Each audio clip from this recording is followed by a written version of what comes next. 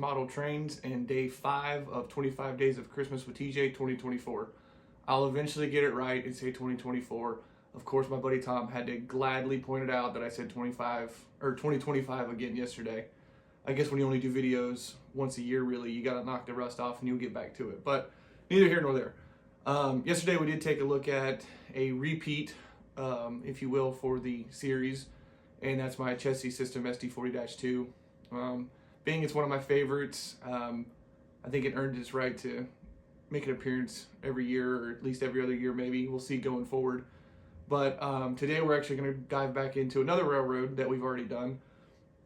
And this engine, I actually got back in July at the same time that I got the chassis U30C. And it's also 2-rail with fixed pilots. And I actually do run that one with scale wheels still. But I think it's a really good looking engine. It ties into a local railroad. It's a little unique. It's a 4-axle engine, and I just think it's pretty cool. So let's go ahead and dive in and take a closer look at that engine.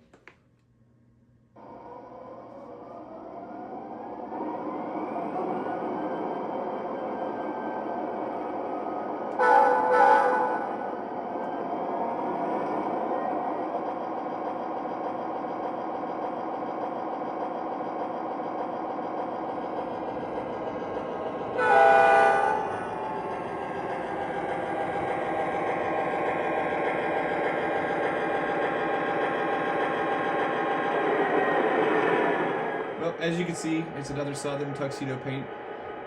Southern had a whole lot of 4-axle engines, the GP35s, GP38s.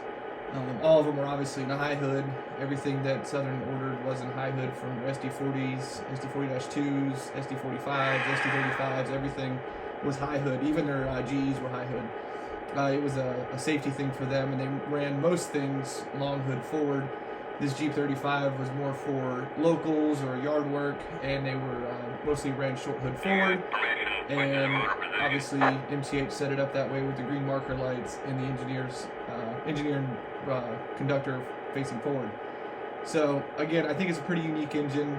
I really do like it being fixed pilots, and it honestly just looks good with fixed pilots. Extended handrails and the KDs, it just pops a lot more. Now, the one cool, interesting thing about this, let's see if I can zoom in on it. If you look at the front trucks, I guess actually all the trucks, you'll notice that's not a very standard EMD truck.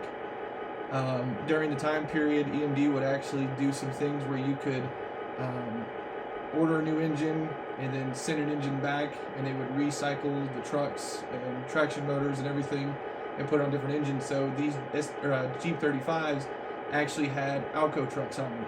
It was really cool that MTH did pay attention to that small detail and would put that on there. So let's go ahead and get the volume up on this thing and get it running around. We'll see you guys tomorrow for day 6 and the beginning of a new era for my collection.